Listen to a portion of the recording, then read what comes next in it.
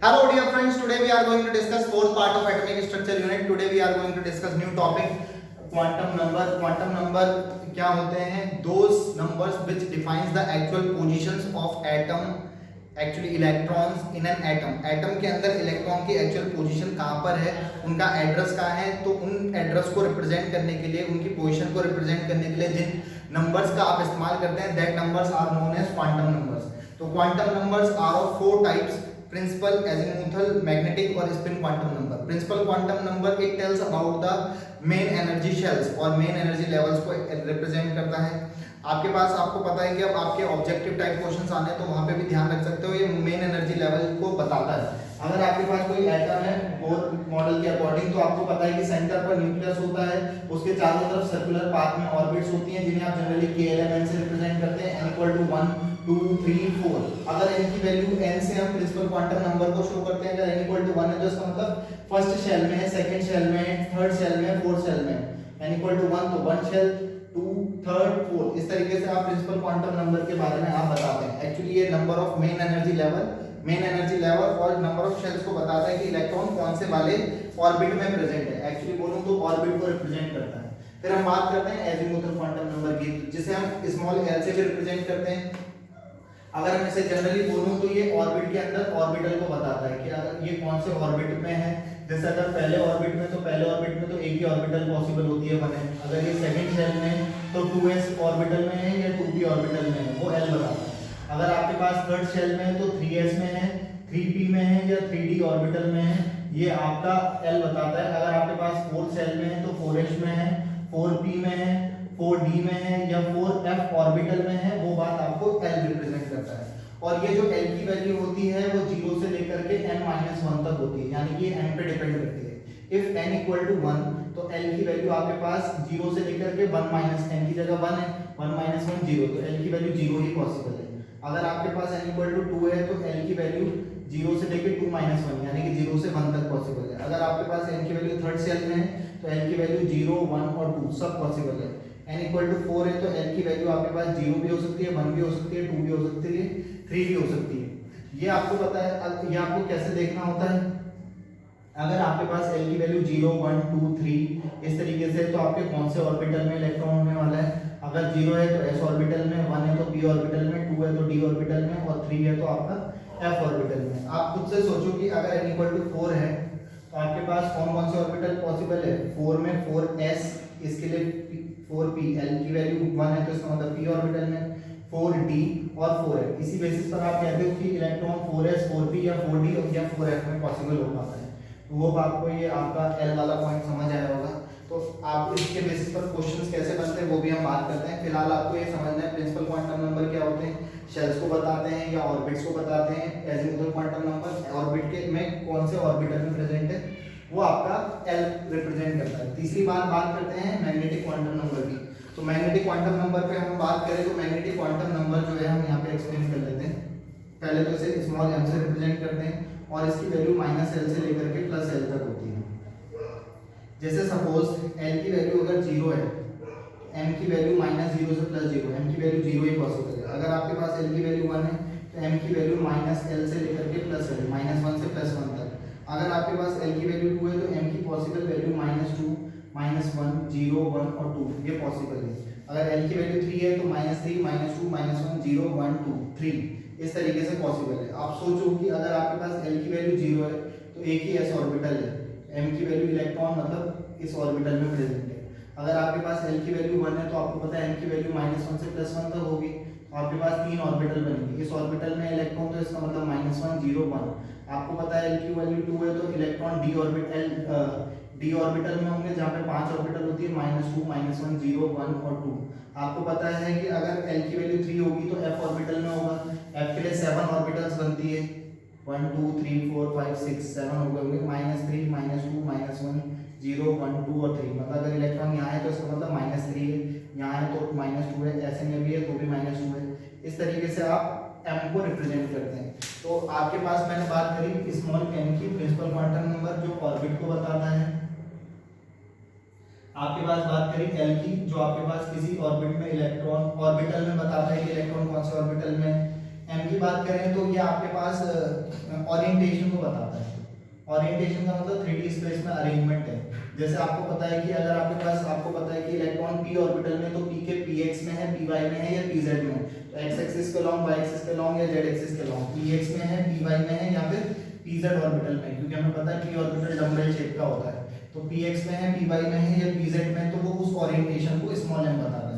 रही बात spin quantum number की, तो स्पिन क्वांटम नंबर इलेक्ट्रॉन्स के स्पिन को बताता है कि वो क्लॉकवाइज में मोशन कर रहा है या एंटी क्लॉकवाइज में। तो आपके पास स्पिन क्वांटम नंबर की value plus half plus minus half होती है। अगर आपके पास इलेक्ट्रॉन को स्पिन ऊपर की तरफ है तो प्लस हाफ, नीचे की तरफ है तो माइनस हाफ, सिंपली यही है। तो मैंने यहाँ पर आपको क्वांटम नंबर्स और उनके टाइप्स के बारे में बात करी, 4 टाइप्स बोले और सब एक दूसरे से रिलेटेड है। प्रिंसिपल क्वांटम नंबर फिर से कह रहा हूँ, मेन एनर्जी शेल या ऑर्बिट को बताता है। ऑब्जेक्टिव के लिए भी ध्यान रखना है। ये L जो है वो आपके पास ऑर्बिटल को बताता है कि इलेक्ट्रॉन एक्चुअली और किस ऑर्बिट के कौन से ऑर्बिटल में प्रेजेंट है, और SPDF में इलेक्ट्रॉन को बताता है।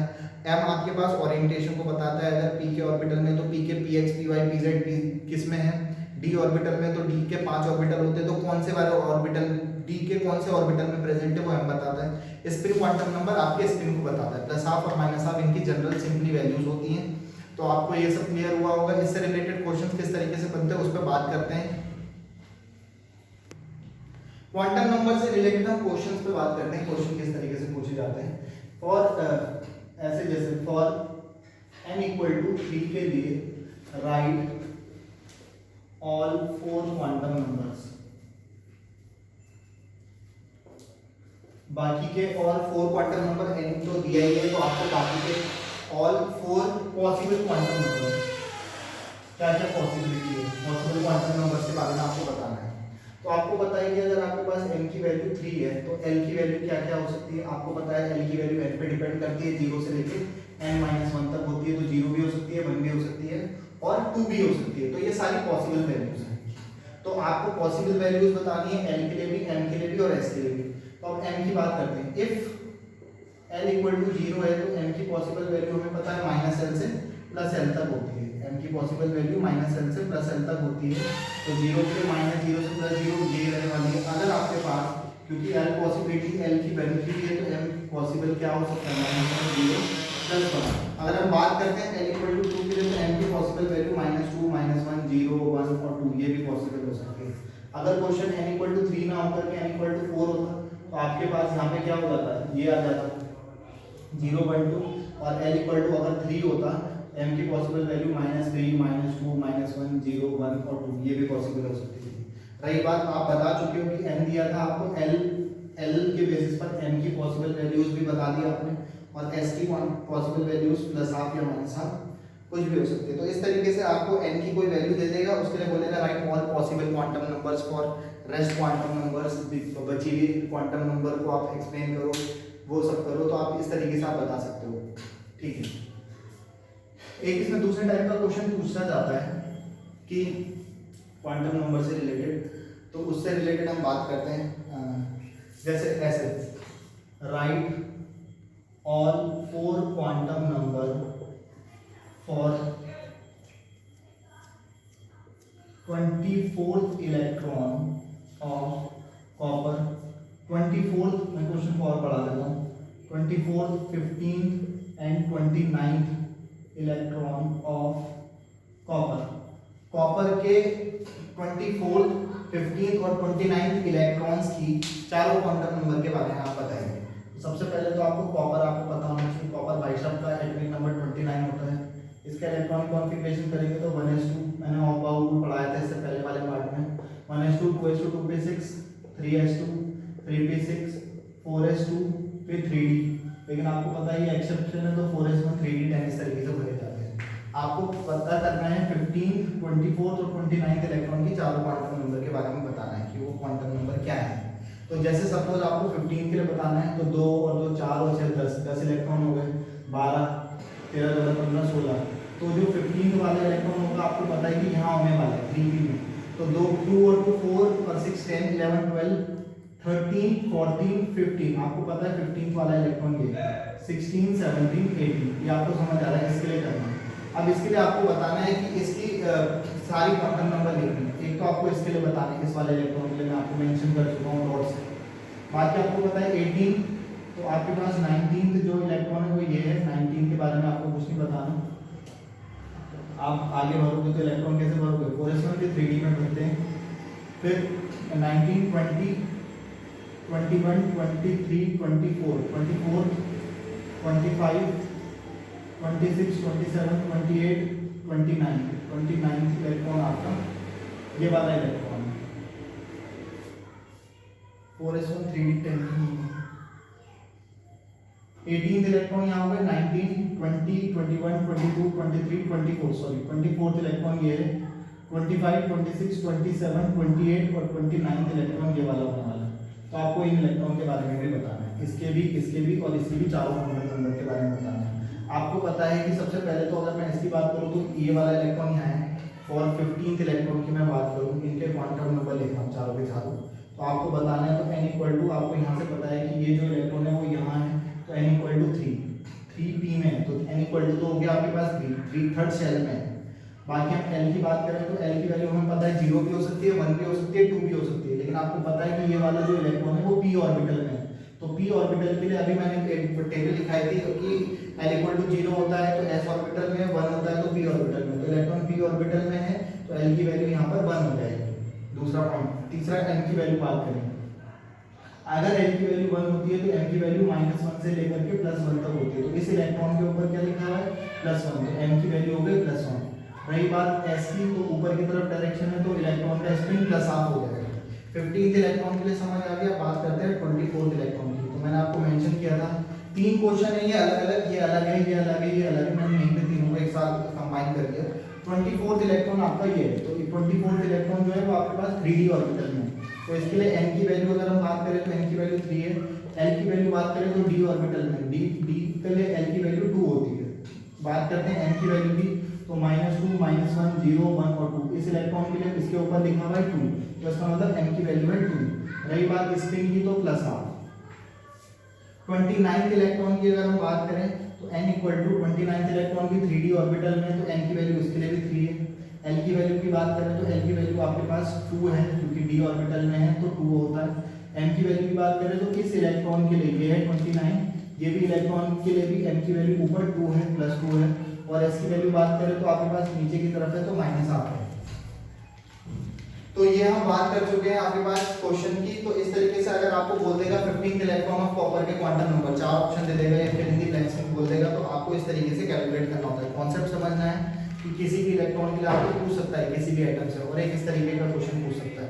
या तीसरे टाइप का क्वेश्चन अगर मैं बात करूं इसमें, तो तीसरे टाइप का क्वेश्चन ये बोल सकता है कि आपके पास 3p, इस तरीके से बोलेगा कि 3p में है इलेक्ट्रॉन, तो आप इसके लिए n l की वैल्यू बताओ। तो n इक्वल टू आपके लिए 3 हो जाएगा। l की वैल्यू अगर हम बात करें तो l की वैल्यू यहाँ पर बात करें तो किस में है, p ऑर्बिटल में, तो 1 हो जाएगा। तो इस तरीके से आपके n l m वगैरह की वैल्यूज भी वो पूछ सकता है। 2-3 टाइप के क्वेश्चन ही इससे बनते हैं ऑब्जेक्टिव के लिए, या बड़े लेवल पे भी अब तुम्हारे से ऑब्जेक्टिव पूछने वाला है वो, तो इस तरीके के क्वेश्चन आपके बनते हैं।